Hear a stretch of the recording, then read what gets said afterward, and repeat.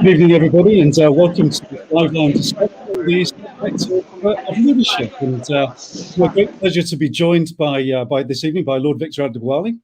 Victor is, among his many roles, is the chair of the NHS Confederation. He's the chief executive of the social organisation Turning Point, non-executive director of the Cooperative, and of course, most importantly, Chancellor of the University of Lincoln. So, Victor, it's a great pleasure to be talking to you again. It's lovely to see you again, Craig. And just one thing, I'm not the chief exec of Turning Point anymore. I'm a recovering chief exec. You'd be glad to know. I'm is that an chief executive? A recovery? It is. That is my official title, a recovering chief exec. Yeah. Well, it's great that you can quite like that. No problem. And of course, great. It's good to see you again. And our subject this evening is leadership. And of course, we're not going to have two old guys just talking about leadership from our point of view. What we're both interested in, of course, for different reasons, as head of college and you as head of organisations at recruitment, is youth leadership, isn't it? I mean, that's our subject. And so what we're going to do is have a chat about that. Crucial, and so and our audience, I'm sure, are interested to hear from their perspective how you get to an organisation like the ones that you run, Victor, and be effective in leadership roles. So perhaps we could just kick off actually by you saying a little bit about, first of all, what is it that you're looking for young people coming into your organisations these days in terms of leadership, and what do you get? What sorts of things do you see? Well, I mean, I do chair a number of organisations, and I'm the founder and co-founder of a startup, a digital startup, and we're always looking for new talent. I guess what I look for are the following things. It's not so much qualifications, although they are important, because they're just the tickets, aren't they? They show you that you can think in a certain way, you can structure yourself, and you're disciplined enough to get some exams. But beyond that, I'm looking for people who've done the research, and I'm looking for people who come having not assumed they know about the organisation, but they've done enough research to be curious about what we do and how we might do it. And I really like people who start the conversation from a position of thinking about that they're already in the organisation. And what that tells me in terms of their skill sets is it's imagination, it's team building, it's people who can lead themselves before they can lead others. It's people who have a structured way of thinking, but also have a set of values and a set of that they can live by and they can articulate, actually. What do they stand for? Because I know that the value match between an individual and the organisation is really important. So I'm looking for people who have not, it's not just about, your whether you've got a grade 1 or whatever it is they do now in degree. It's much more rounded. I'm looking for someone who's got some life experience and can apply it to the situation that my organisations are in. So that's Victor. Thank you for that. So actually, what we're talking about is the qualification is almost the start point, isn't it, for the conversation? Yeah, it is. It's a ticket. So what you need is somebody who's actually been able to reflect a bit on who they are, what they stand for, get a bit of an idea of themselves. It's like the old know thyself. Yeah, and that then right. and know your organisation, and that know yourself first. That allows you then to be sort of approach your organisation slightly more maturely and to be able to be in a conversation about yes, and with a little humility, And I think I work with a lot of organisations, and I've done work with government on this sort of stuff. And I think a lot of businesses now are looking for people who can work in teams. They're looking for people who can make judgments, can assess data, sometimes incomplete data, but make good judgments on the basis of it. And people who are, it's not just about reliable, but it's people who are consistent in their approach. And they're looking for people who can learn and can learn quickly. Those seem to be the things that people are looking for. Now, that's what's curious about those characteristics is it doesn't sort of strike you immediately as the sorts of things that you say about leadership, right? They seem to be kind of personal qualities that you expect for people to be effective in the workplace. So perhaps could you just relate to us to why you think that's important as a sort of leadership characteristics, especially because often you think about leadership as people make decisions, who can take teams forward, who can drive against objectives, that sort of thing. But you've not really mentioned that stuff. So why is this important from a leadership? I am, but I don't think it's the only thing that a leader has to do. I mean, Right. leadership is the difference between leadership and management is that leadership is about the investment of your emotion, yourself, in an objective, an outcome. Whereas management is the allocation of resource, the most important being time. And that's why it'd be difficult to replace leaders with computers, but we see that management is being replaced by computing all the time. And I think basically it's not that those things that you mentioned don't matter, but there's a crucial wraparound that I think organisations are looking for now in a more complex world, which is who you are and how you apply yourself to the challenge of leadership. Not as a completed leader, because actually there's no such thing, but it's about, are you capable? Could you become a leadership practitioner? Can you practice leadership and develop others in that regard? Are you capable of taking on an organisation's values, developing them in the interest of yourself and the organisation? And that's why the balance between your own values and those of the organisations are really important. And I see increasingly that young people see that stuff as important now. They get it, you know. Yeah. Now, we're going to come back because I think you just made a really important point about what young people seem to us to be coming into the workplace with. So just to summarise, and listeners, please do chip in, ask your own questions of us. We're coming at the subject from both a practitioner and an academic point of view. If you have questions for either of us, we'd love to take them over the course of the next few minutes. So we got, and Victor mentioned the difference between leadership and management, which we know is on the A-level curriculum. You know, management is about that organising of resources, that being able to plan, to structure, to do all that transactional stuff. But the leadership is based on those personal qualities that you see being developed and still being developed actually as they come into your organisation, I guess, and that gives them is it almost like what they need to be able then to lead others? Is that how you see it? So they've got to have those personal qualities and that value set, and that gives them that ability then to be able to lead others. I think so. You know, it's not that I'm looking for the complete leader here. I'm not looking for the completed person, because I'm not. You know, the idea that that there is such a thing as a leader and they are complete, I think is for the birds. I describe myself as a practitioner of leadership. So I'm looking for people, and I like to think most employers are looking for people with the potential to practice leadership in the context of their organisation. And of course, in order to get to leadership, it's a good idea that you're able to manage. You know, because it's not that leadership is versus management; it's and, right? But if you want to be a leader, it's a good idea that you're able to manage. Yeah, you can't separate the two, can you? So I don't think you can. No. Although one, I think as you grow, as you become more leaderful, for want of a better term, I think the leadership thing becomes more and more valuable. It's the value add, and it's what organisations are looking for as you get closer to sort of taking responsibility for more resource, more people, more outcomes, more development. Then the leadership becomes much more the issue than the management. I understand that. So as you grow into those senior roles, you're also growing as a leader as well. I think so. Yeah, that's what has to grow. You have to know what good looks like in relation to management, obviously, and you sometimes have to apply those skills clearly. But actually, I think it's much more about the leadership. It's much more about making judgments, assessing situations, understanding what resources are required, and applying them, and with a context of values. And it really, it's about understanding alignment in organisations. The notion of the vision, the values, the strategy, and operations being aligned in order to deliver. So it's that kind of thing that you have to be good at. So bringing it all together into one place. That's the systemic leadership that you've talked about in the past. Exactly. You've mentioned the word a couple of times, values. And it might not be necessarily the most obvious thing to our listeners what you mean by that. I mean, I think everybody knows what values are, but in the context of leadership and the important, you said two things. The alignment of the individual values to the organisation, and I think you also said about being really clear about what my own values are. But I mean, what does that look like? I mean, can you say a bit more about that? It's interesting. If I could draw it, I'd show you the propeller model, which basically, if you think about a two-bladed propeller, and one side is your values, and the other side are the organisation's values. If they're unbalanced, the thing ain't gonna fly, and the propeller's going to basically wreck the plane because it's going to shake the plane to bits.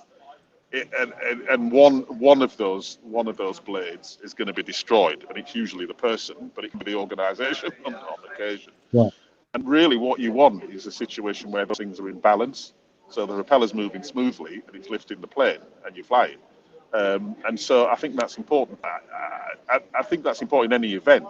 But my sense is that young people now, given the situations that we're in with climate change and the political position, I think they kind of know who the man is. And we were talking earlier, me and you, Craig, are a certain age, and I can't help thinking, I've had a party. My generation have had a party, and the generation that that are leaving, coming to university, leaving university, I'm afraid you get in the kitchen and clean up. Some economists reckon we've got 10 years. Kate Raworth, for instance, reckons we've got 10 years to save the planet. Well, absolutely. Me and you will be around in 10 years, but we're not going to be at the peak of our careers. I think young people know that inherently, so they know who the man is, and they don't want to give up their souls for them. So that values thing's quite important, I think. Not for everybody, I think it is for most people. Absolutely, yeah. So Victor, we're actually getting some pretty good comments coming through in the chat here, which is great to see. Okay, so I can't see them. It's good. I'm going to just pick up on one or two that we can maybe just pick up on there. We've had one from Angel. Thanks so much, Angel. And it's a great comment. Who do you think the best leaders are? So here's who's been chatting on about some of the ideas that make good leadership. So Right. who do you think the best leaders are? I'm going to throw that one at you, Victor. Well, I'll pick a contemporary, because I think it's always good to speak in here and now. It's got to be Gareth Southgate, isn't it? I mean, as an example of contemporary leadership, he's probably the best we've got in the country right now, for all kind of reasons. He demonstrates good management. That's fairly clear. But he demonstrates contextual leadership, consistent leadership, which is about leading beyond the boundaries of your organisation in order to influence the context in which your organisation operates. And he's got it. He's got the values. He's got the vision. He's got the operational. He's got alignment, covered.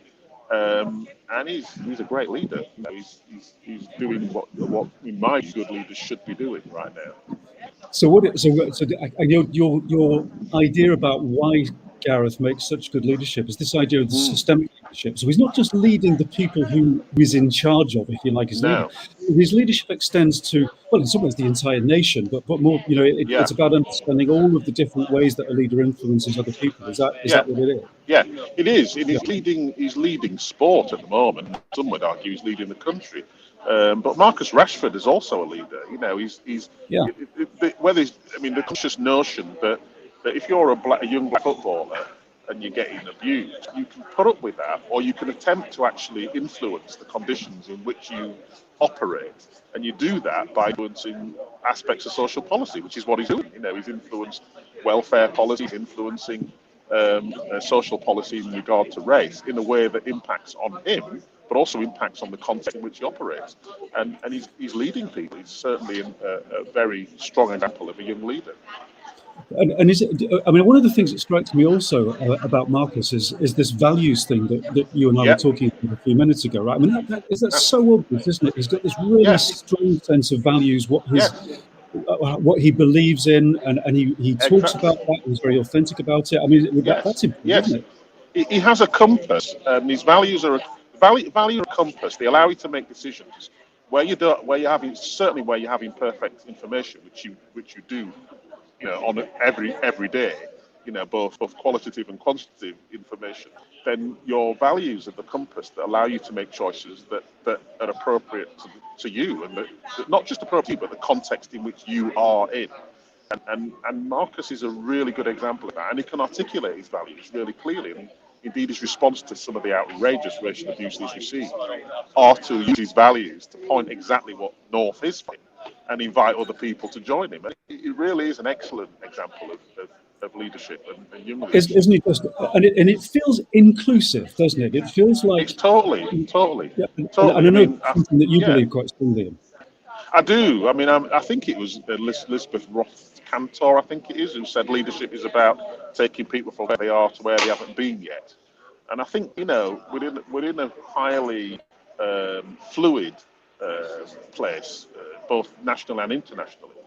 And to move from where we are to where we haven't been yet, it requires that kind of leadership that sort of can articulate a vision of what the future could be like, but actually we're not there yet. So take people on the steps necessary to sort of move themselves from where they are to take that journey, and that's very powerful. And I think Marcus is a really good example of that.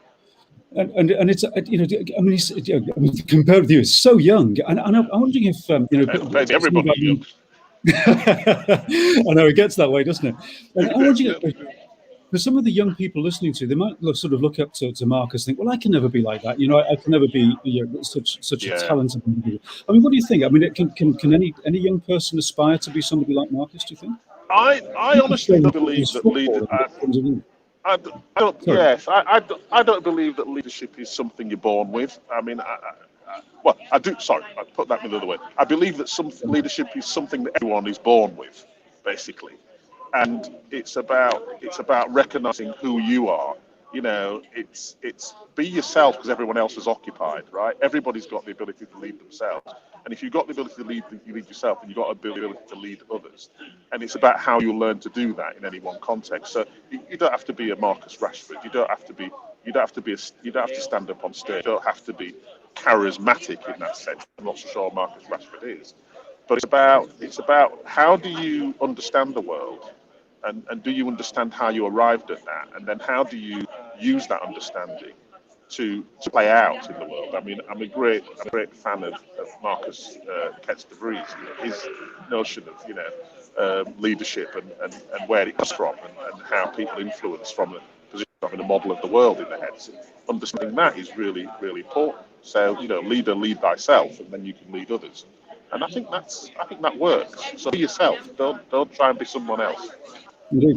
And what's really fascinating about what you've just mentioned, you mentioned Moth Cancer, you've mentioned Ketz de Vries, these are the authors that we encourage our students to study, but it's really good to hear you relating them to practical examples. And actually, if I may, Oliver Larkin has asked us a really good question about yourself, and about, almost like your leadership journey, actually. So obviously our students are clearly inspired by, can you remember that far back?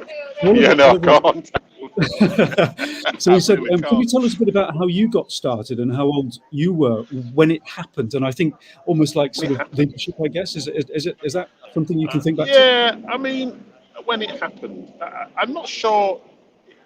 I understand what you mean by the question, but I think I was doing it, in it, and then some people might say, you're a leader or whatever. I don't know. I mean, I think being called a leader isn't as important as leadership, if you see what I mean. Some people recognize it and they'll say, you are a leader. And the question you want to ask yourself when that happens is why, right? Rather than, because it's not about position, like status, it's about outcomes, actually.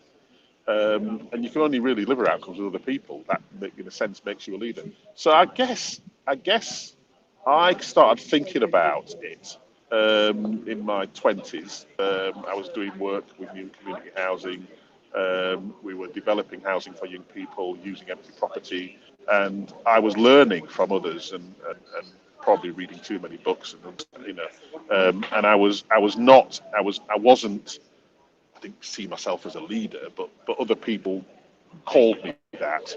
And to be honest, it was a bit scary because of all the models I had in my head about what leadership was.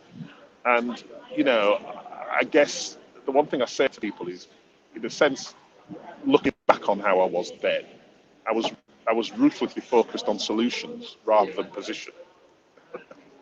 and I guess that meant that people thought I was a leader.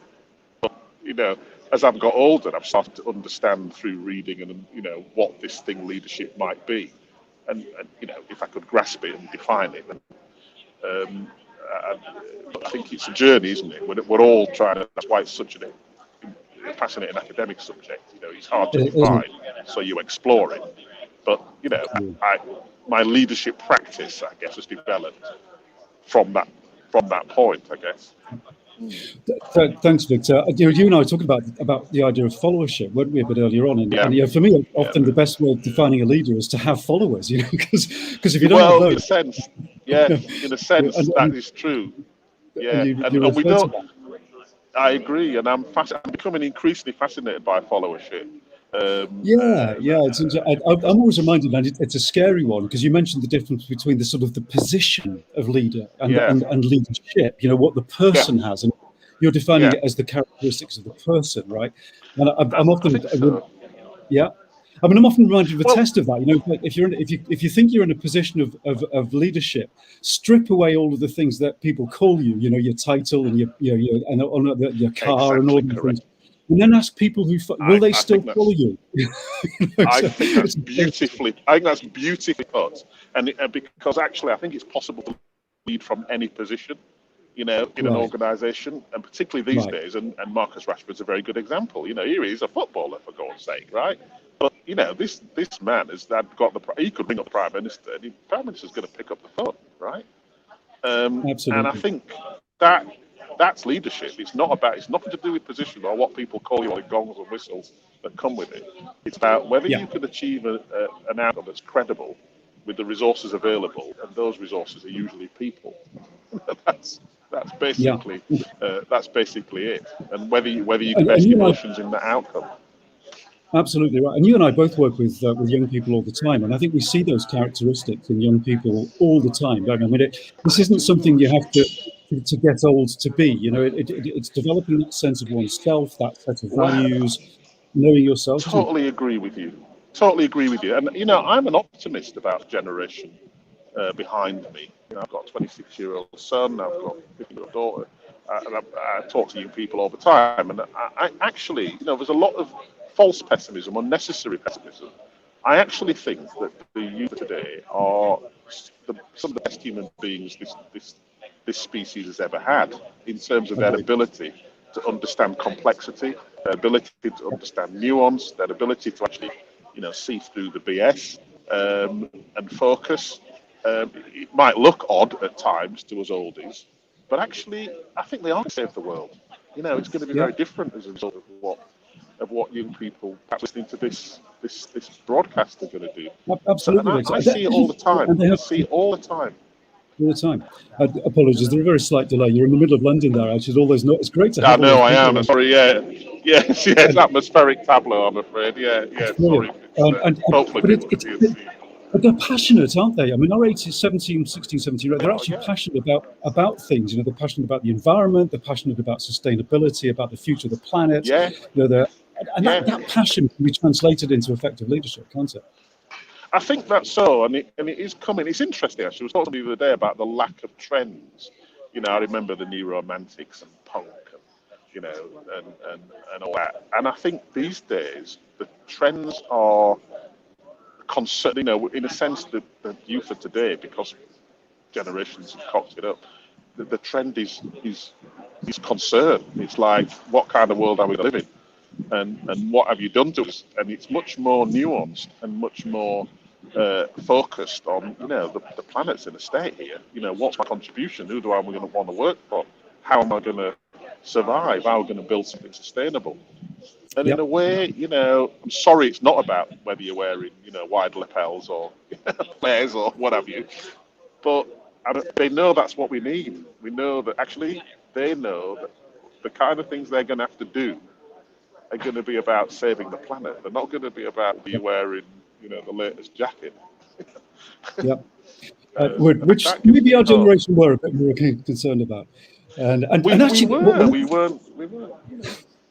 and I know one of the things that you mentioned to me earlier, Victor, is about, you know, I mean, this concerns us at the university as well. Is how, you know, how do you develop that? Well, actually, you get out a bit into the world, don't you? You expose yourself to Yes, other nationalities, other, you know, a diverse group of yes, individuals, perhaps yes. traveling abroad, and we Totally provide those correct. I opportunities. mean, yes. I mean, you have to test yourself.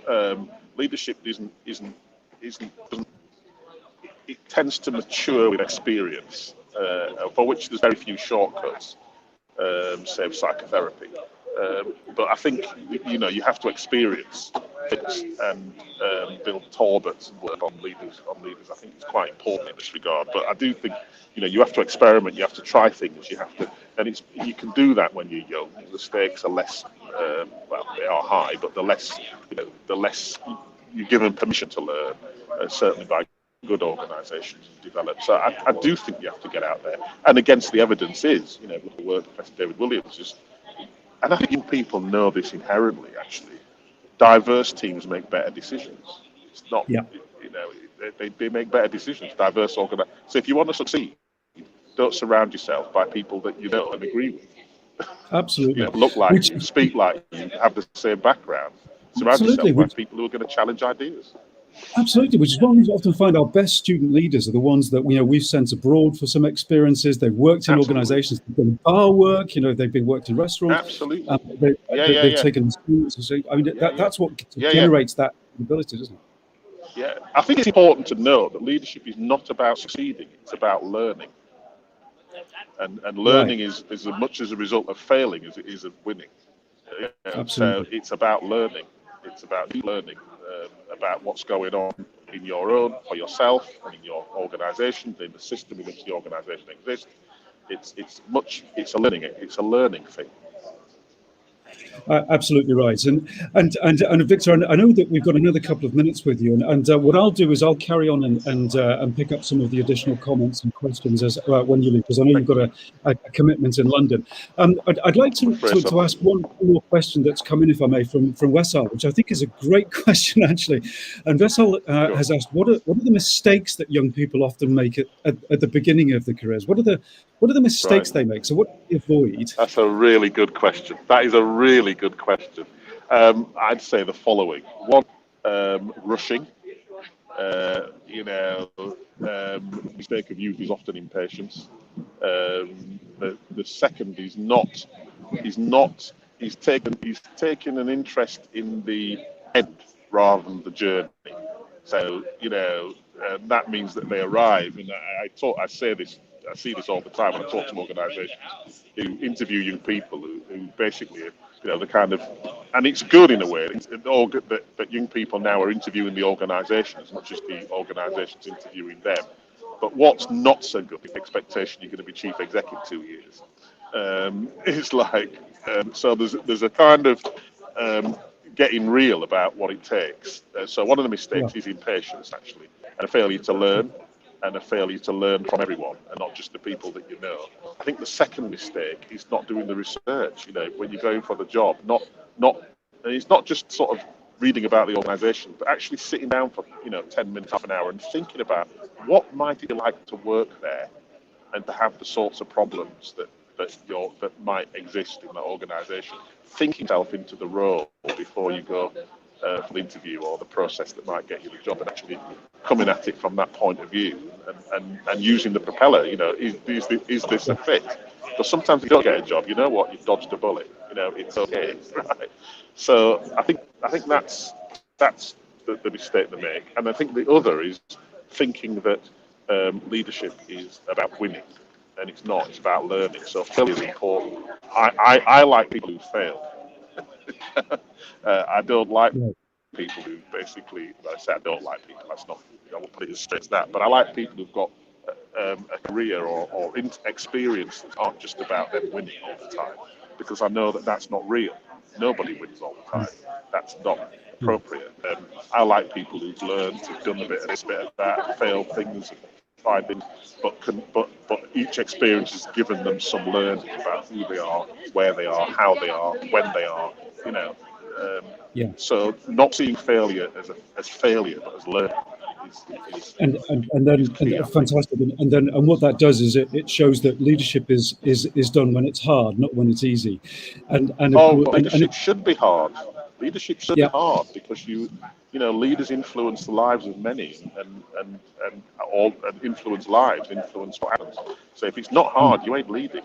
But it can also be enjoyable, and the learning and the privilege of doing it is well worth the struggle. Absolutely, and humility becomes then a really important characteristic, doesn't it? And that's Gareth Southgate actually is a good example of that. I think it's a great example, as is Rashford, as are the other three lions as we know them now. As I say, we're all human, and at the end of the day, people want to be led by humans, not machines. So be human. Be human. Thank you. And Victor, I know you have a commitment to go to. So sorry, Victor Adebowale. Not at all. It's been an absolute pleasure to join you. I'm going to stay on and just answer perhaps one or two more of the questions within the chat. So it's a pleasure as always. The chat. Absolutely. Take care. Good luck, everyone. Bye-bye. Take care. Bye-bye. Thank you, Victor. Great questions, everybody, and hopefully you managed to pick up. Isn't it wonderful to have noise in the background again, and to be somewhere where there are people around and so forth? It's just moving to the end of this lockdown that we've all been faced with. And I recognise also some of the questions that you've been asking actually related to the situation that we've been experiencing over the last few months. So I think we've had I saw a question come in. Let me just see if I can track it down, which was related to what has changed in the pandemic, especially during the COVID pandemic. Angel, thank you. Yeah. So what are the characteristics? What has changed that? And I think for me, and Victor and I were talking about this a little earlier on, something that is really critical in a leadership relationship is trust, and building relationships with trust. And one of the things I think we've all learned is that when you can't see people face to face, when you're working remotely with people, you have to trust them. You have to be able to trust them to do the work that they've agreed with you that they're going to do. And what it makes you realize is that the heart of that relationship between a leader and their followers is indeed trust. And so it really brings that to the closest attention. And I think effective leadership is often based on the development of a trusting relationship with those who work for you. It doesn't mean to say that you always agree all the time. It doesn't necessarily mean to say that they always do the right thing for you or you do the right thing for them. But certainly I think it encourages and forces you to establish that relationship of trust. And that's, for me, one of the great things about the challenge of leadership that this has presented to all of us, actually. So a couple of other great questions. Gabriella, I've been watching your question for a while, and I did want to make sure that I return to it. So Gabriella asked, what do you consider would be the specific characteristics of a leader in a resume? So Gabriella, I hope you have picked up one or two of the things that Victor and I have been saying, because sometimes it's not actually necessarily obvious what those are. But if you in your resume can describe situations where you have been a leader, that doesn't necessarily mean to say that you've been in charge of something, but where you've believed passionately about something. Perhaps it's something that you've changed. Perhaps it's something where you've changed yourself. Perhaps it's something where you've gone in a situation which was uncomfortable. Perhaps you've gone to another country, or that you've perhaps applied for a job that you had no idea whether you were going to be able to enjoy it or not. Really, where you've pushed yourself a bit and demonstrated actually what it is that you believe in. If you can describe that in your resume, that is the kind of thing that's going to appeal to people like Lord Victor when he's looking for people like you, actually. And we encourage you to do that all the way through your university education. We're always constantly and gently pushing you to have those additional experiences, not just learning your own curriculum, whether that's learning to present for the first time, which of course is always the most challenging and most stressful thing for people to learn. But that's a great skill as a leader, to be able to communicate effectively and to be able to present your ideas in a concise format, whether that's doing a work exchange placement in a different country, whether that's taking a voluntary role in one of our student unions, numerous societies, volunteering our society, showing that you believe in something, that you're passionate in something, and that you will take on those things, even if it feels uncomfortable to do it. Those are the things that you can reflect on your CV and that will do the work really well. So we've also had a question about the future of youth leadership. So I know this is from a colleague from Urs Harenstein. And one of the things that I think is really crucial for us to understand now is the difference in leaders like Victor and myself, and the kind of characteristics that we're seeing from our young people in leadership. So Youth has asked us to exchange about the future of youth leadership. Now, Victor, I think, mentioned some of those things in his conversation with us, but I think the thing that we're observing in our young people today is that it doesn't take an awful lot for them to be passionate and to have values and belief in something. That is something that we see developing very early on. And for me, the key message is, regardless of your age, whether you're 15, 16, 17, 18, that you can take those leadership roles. They don't necessarily have to be positions where you're called a leader. They don't have to be that, but you can demonstrate your own leadership with your own teams. And something that I think it's really crucial to develop from an early age is to be something that I call other regarding and not self-regarding. And that's quite a crucial thing to get to. And you have to be quite confident in yourself and your own thinking, but actually to think about other people. What do they want? What can you do to get the best out of them? What is it that what difficulties are they having that you can resolve for them? What is it that you can do to bring them together rather than have them separated? Those are the things that you can do from any age. And if I want to look and see if I can see an effective future leader in development, those are the characteristics that I look for. I don't look for somebody who's shouting all the time, who wants to be in control all the time, who thinks that he or she is the right person to be in charge of a team. It's the person who's very thoughtful about the other people around them. That's something that you can develop from a very early age. And that's what I would like to see all of our young leaders developing. So those were a couple of the questions. Let's see what else that we have. Now, Oliver, I think, asked a great question. Oliver, I feel still here. And I think this is a really thoughtful question as well. And Oliver, you asked, how important do you think it is for a manager or a leader to balance social values with business performance? How important do you think it is for a manager or leader to balance social values with business performance? Now, I do think this is something that has changed over the time that I've been in my career, over 30 odd years. I think it used to be okay. And in fact, I think it used to be valued commercially, paid valued, for leaders only to think about business performance and think about nothing else. I think that is now unacceptable in the workplace. And I think it's actually probably the opposite way around. I think leaders are now much more valued for the way that they actually put those social values first, because what is recognized actually is that business performance will flow as a result of, as I said before, considering the impact on the environment, considering the impact on society, considering the impact on your teams. You can't lead if you don't have followers. So it's always important to take those people into consideration and to make sure that you're doing what you can to support them, and then they will follow you. So I think that what will happen is, if you put social values first, is that the business performance will then follow. Now, that doesn't, of course, mean to say that you often have to take quite hard decisions as a leader. And I've had to do this myself in my own business career as well as in my academic career, where sometimes it's the benefit of the business that you have to put the business first and then put individuals second. So what do you do in those circumstances? Well, what you do is you explain why you're doing it.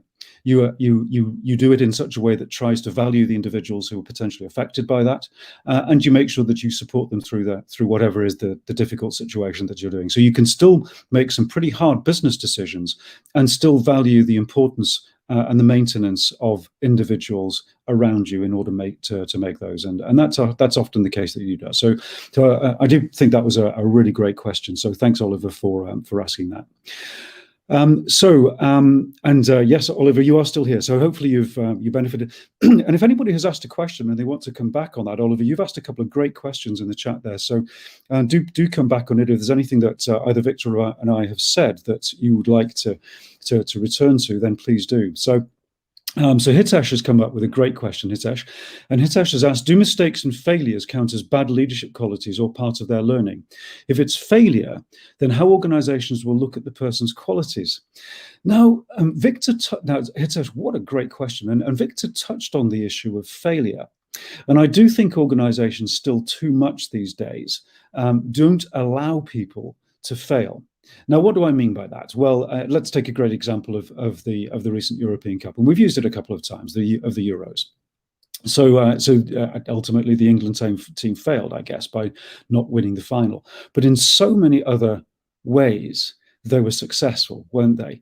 And we've been talking a bit about that. Their ability to learn, their humility, their ability to engage with society, to engage with their fans, to think about their roles as not just as footballers or as football managers, but as influencers of the way people think and behave. Those are things that you can characterize as successes, even though perhaps in the ultimate objective of winning the Euros that they failed. So what I would say is, Hitesh, is that Victor said something quite important in that regard. It's not the failure that counts. It's the way that you recover from that failure as an individual. It's the way that you take the consequences of that failure as an individual, as a learning experience. We all fail. We fail all the time. We're human. So it's, as a leader, it's how you deal with it. It's not the failure itself. Now, organizations, the second part of your question is, how do organizations will look at the person's qualities?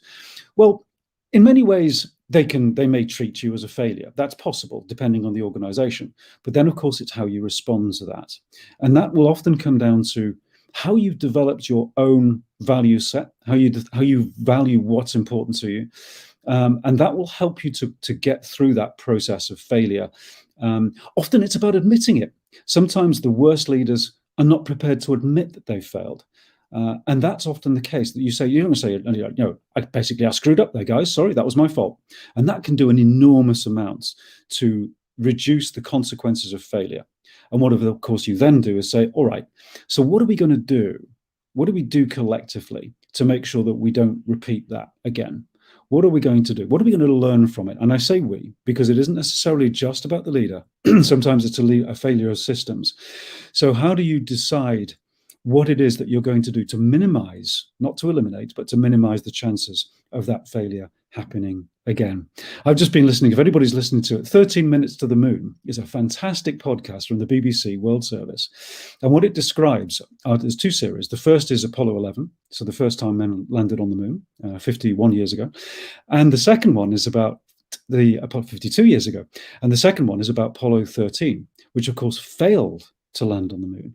Listen to the podcast of Apollo 13 to how you learn from failure, how you deal with failure, and how you characterize failure and turn it into, through sheer hard work and leadership, into success. It's a very good learning experience. And actually, if any of you are thinking, how do I learn about leadership without actually having to do it myself? There are some great films around. I've just mentioned one podcast, the film Apollo 13, starring Tom Hanks. Great one to watch in terms of how individuals deal with such important, such difficult crises. The other thing is to look for role models, and Victor and I were talking a bit about this. It's so important, I think, for young people to find a role model that they can associate with. We talked about Marcus Rashford. We both think that Marcus is a fantastic role model for so many young people, and old people, actually, and like me. I mean, he's a role model for all of us. But it needs to be somebody that you can associate with. It could be somebody in your family life. It could be somebody that you know. You don't have to say who they are. It could be somebody in public life, but someone you can associate who is doing good in the world. And think about what characteristics have led them to that. And think about not how you be like them. It's not about that. It's about how you learn from what they do and how you can then become an independent and effective leader yourself as a result of observing them. We were talking a little earlier, Victor and I, about Jacinda Ardern, who is the current Prime Minister of New Zealand and has won admirers all around the world for her leadership. One of the characteristics of modern organizations now, which I love, is how much more balanced leadership is now with women in the workplace, people from diverse backgrounds. As Victor said, that gives you a different way of thinking because the thinking is diverse. And I think Jacinda has impressed everybody with one characteristic, which is her authenticity. And when you hear her speak, you actually believe what she says. As a politician, this is a politician we're talking about here. She is genuine in the way she puts things over. She admits when she gets something wrong. She's led her country through 2-3 really serious crises. COVID, obviously, a huge terrorist attack, an earthquake, and her authenticity was the one that shone out. It's not that she knew how to do everything. It was her clarity of thinking. It was her values. And it was the way that she said how it was. And I'm quite sure that's why she's recently re-elected as Prime Minister. So, and of course, it's a woman leader. And that's great to have a role model as a woman. So I just give an example of we've talked about 2 or 3 people, but it's up to you to decide who would I follow? Where would I go? Oliver, I found it on, I think they say in podcasts, wherever you find your podcasts from, search 13 Minutes to the Moon. And you will be able to find it, I think, I use Apple Podcasts. It is by the BBC. And it's a great series. It's so well done, as often the things the BBC do are particularly well done, and I'm sure you would value it. I particularly enjoy it as well because it's involving flight and space flights and so forth. But in terms of some lessons for leadership, you can't do much better than that, I don't think. So another question that's come in, and thank you, Urs, for posting this one. So the last one is really like that Lord Victor mentioned, leadership is not about exceeding, it's about learning. About success, I like people who fail. Yes, indeed. I mean, I think there's some really critical messages in there, I think, for our young people. And again, what we try and do, I think, as a university experience is not really teach you how to be an effective leader such that you can take on other people. I think it's actually giving people the opportunity, giving our students the opportunities through their studies, through the ability to go and do on work placements, through the ability to travel abroad, that ability to develop that learning habit. That's one of the things you get at university. You graduate and you're really just on the start of that learning process. And as Victor and I were talking about, we both still learn all the time from experiences, and COVID has been a great example of that, where we're constantly confronted with things that we don't know how to deal with. And so we have to think through that, and we have to rely on the development of our own values and our own experiences to be able to cope with those sorts of things. So you're on a lifelong learning journey as a leader. And I always worry when a leader says or seems to think that they know it all and can do everything, because that's, I think, when they're setting themselves up to be bad leaders. So I do think that is indeed a really critical lesson for all of us, actually, in terms of the leadership journeys that we're on. So we've had some great questions. I'm just seeing if I've missed anything. Angel has asked. Angel, great, you're still here. Fantastic. Angel, you've been asking some wonderful questions through the chat there. And Angel has asked, do you think there is any value in a SWOT? So now, Angel, I think I know why you might have asked this question, actually. I mean, the SWOT analysis of strengths, weaknesses, opportunities, and threats is something that you cover in the A-level syllabus. It's something that informs, even when we teach our students on the MBA program, we're still dealing with one of the really most famous analyses that inform, particularly, of course, in marketing. That's where it was developed. But actually, if I can perhaps reflect the spirit of your question, Angel, because we are indeed talking about leadership. So I suspect you may be relating to this to almost like a personal thing. Is there any value in doing a sort of strengths, weaknesses, opportunities, and threats analysis on yourself? And if I can answer it from that point of view, I think there's huge value in doing that. And the reason I say that, actually, it's because this little bit of, I suppose, that Victor and I were talking about earlier about knowing yourself. You know, this is something that is almost an ancient wisdom, actually, but it applies particularly to leadership. That you have to really have a good understanding of yourself, I think, for all of your strengths and weaknesses, as Angel says, before you can really hope to influence and guide other people, because otherwise you're not authentic. You're pretending. You're doing something which you think is the right thing to do, as opposed to what you know is the right thing to do. So any degree of analysis like that, whether it's SWOT or something that you know yourself, where you can combine that with what other people think about you as well, because actually, you know what? Other people will always see you in a very different way from the way you see yourself. And actually asking others and saying to them, okay, so we just did that exercise, or just submitted that. You saw me in this particular circumstance. How did I come over to you? Somebody you trust. What was I like? How did I come over to you? Because that's also great information that can add to your understanding and your knowledge about yourself. So, and I think good leaders do that all the time. I was interviewing, if I may just give an example, I was interviewing a very senior leader like Victor a few weeks ago, who's a senior executive in London. And she was telling me that every week, without fail, she uses her Sunday evening to reflect on what she's done the week before, to think through it, some of those significant moments, often difficult moments, and she thinks through them, she diagnoses them, and she thinks, okay, so what could I have done differently or better under those circumstances? And what that helps her to do is to continue that learning process, to continue that process of self-development. Somebody who, by all accounts, seems to have achieved the pinnacle in her career, but she continues that process of self-diagnosis, self-reflection. And that's not beating yourself up, by the way, because if you do that all the time, then you end up just staying in bed and not getting out of it in the morning and not facing the world. So it's not about beating yourself up. It's about that really thoughtful reflection on what went through, intellectual reflection on what you did well, what you didn't do so well, and of course what you could do better next time. So indeed, thank you, Angel. Great question. That is something that I think is absolutely at the heart of the characteristics of leadership. Gabriella, you've asked another question there, so maybe I can just bring that in. It's great that you're still around. I'll stay here as long as the questions keep coming in. So Gabriella, you've asked the following question. You said, I don't belong to the university. I have a degree in modern languages and business from abroad. Is it possible to volunteer for the University Students' Union in any way? So a very practical question. Now, of course, Gabriella, I don't know your personal circumstances. I'm sorry. It sounds like you've got a great background there, and what I would suggest you do, and my colleagues will assist you with this, is that you approach the Students' Union directly, which is an independent body from the university, as I'm sure you'll appreciate. And if it's possible, and if it is possible to work with us without actually being a student, then we will make it so. So that's not without necessarily knowing your personal circumstances. You can always contact me directly, but my colleagues will just allow you to give you a way of contacting us so that you can discuss that with the right person. And universities are very broad churches, if I can put it in that way. It's not just about our students. We have many people who work with us, for us, who we work on behalf of.